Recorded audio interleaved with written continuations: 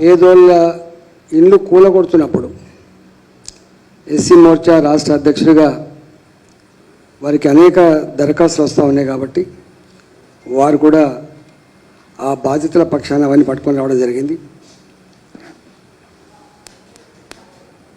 ప్రభుత్వం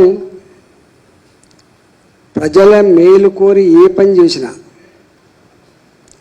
భారతీయ జనతా పార్టీ ప్రగతిని కాంక్షిస్తుంది కాబట్టి, సమాజ హితాన్ని కాంక్షిస్తుంది కాబట్టి ఎక్కడ కూడా వ్యతిరేకించదు.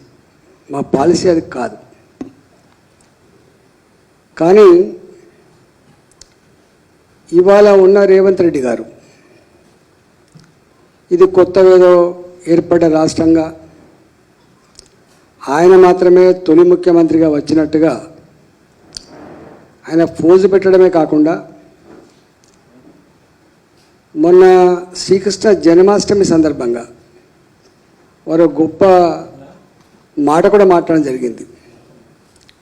నాకు హితులు ఎవరు లేరు, శ్రీకృష్ణుడే నాకు ఆదర్శం, ధర్మాన్ని ఆచరించడమే నా కర్తవ్యం, నేను ఆచరించే క్రమంలో ముందుకు పోతున్నా, నన్ను ఎవరు ఆపలేనటువంటి ఒక వాక్యం మాట్లాడిండు. వారి వయసు కూడా నాకు తెలిసి 55 సంవత్సరాలు 50 సంవత్సరాలు ఉంటాయి.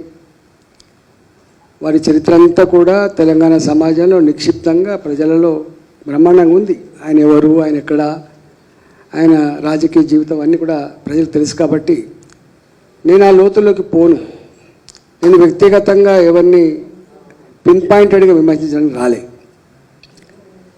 హైడ్రా ఏర్పడిన తర్వాత చాలామంది సోషల్ మీడియాలలో ట్రెండింగ్ చేసేవాళ్ళు ఇట్లాంటి వాటికి ఎమోషనలైజ్ అయ్యి ఆహా ఓహో అనేవాళ్ళు, కొంతమంది ఎందుకో కానీ అవగాహన ఉన్నప్పటికీ కూడా ఇది గొప్ప ప్రగతి కాముకమైనటువంటి చర్య అని చెప్పేవాళ్ళు. ఒక ఆయనైతే ఏకంగా రాబిన్ హుడ్తో పోల్చిన సందర్భాన్ని మేము చూసినాం. మేము వాళ్ళకు కూడా వ్యతిరేకం కాదు, కానీ భారతీయ జనతా పార్టీగా దేనికి వ్యతిరేకం అంటే, ఏ ప్రభుత్వ పెద్దలైతే ఆనాడు పేద ప్రజానికానికి పట్టాలు ఇచ్చిండ్రో అన్ని డిపార్ట్మెంట్స్, అది హెచ్ఎండిఏ కావచ్చు, అది మున్సిపల్ పరిధి అయితే మున్సిపల్ ఆఫీస్ కావచ్చు, ఆనాటి కలెక్టర్లు కావచ్చు, ఎలక్ట్రిసిటీ డిపార్ట్మెంట్ కావచ్చు, నల్లా కనెక్షన్ కావచ్చు, అన్నీ ఇచ్చి కట్టుకున్నటువంటి ఇళ్లకు ఇవాళ ఏ హైడ్రా అయితే మేము పేదవాళ్ళ జోలికి పోము, మేము పురాతనమైనటువంటి కాలనీల జోలికి పోమని చెప్తున్నారో, ఆ హైడ్రా ఇవాళ అనేక పేదల కాలనీలకు నోటీసులు ఇస్తుంది.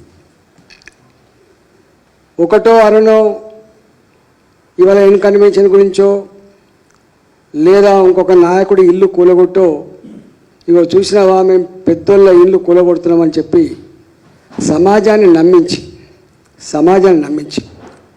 దాని వెనుక జరుగుతున్న తతంగం, దాని వెనుక నడుస్తున్నటువంటి దుర్మార్గం సమాజానికి తెలియనివ్వకుండా పేపర్లను మేనేజ్ చేసి, టీవీలను మేనేజ్ చేసి, తన సొంత సోషల్ మీడియా ద్వారా ఇలా ఎవరన్నా ఈ హైడ్రాలో మాకు నష్టం జరుగుతుంది అని అన్నా, పేదవాళ్ళకి ఇబ్బంది కలుగుతుందని చెప్పి నాయకుడు మాట్లాడినా వాళ్ళ మీద దాడి చేసినంత పనిచేస్తున్నారు.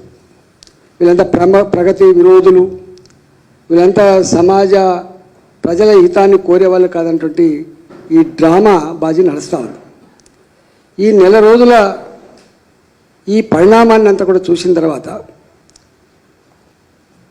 భారతీయ జనతా పార్టీ హైడ్రా పేరిట ఈ ముఖ్యమంత్రి ఆడుతున్న డ్రామా తప్ప ఇది సమాజ హితం కోసం కాదన్నటువంటిది ఇలా స్పష్టంగా అర్థమవుతూ ఉంది.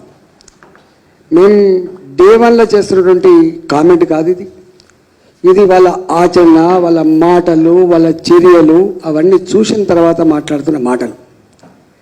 తెలంగాణ ప్రజలకి వాస్తవాలేందో తెలవాలి కాబట్టి, హైదరాబాద్లో ఉన్నటువంటి 1,10 లక్షల ప్రజలకి వాస్తవాలేందో తెలవాలి కాబట్టి ఇవాళ భారతీయ జనతా పార్టీగా మేమందరం కూడా ఇవన్నీ ప్రజాగర్భంలో ప్రజల నిర్ణయానికి ఇలా దీన్ని ముందు పెట్టాలని చెప్పి ఇవాళ మేము దీన్ని పేర్కొనడం జరిగింది.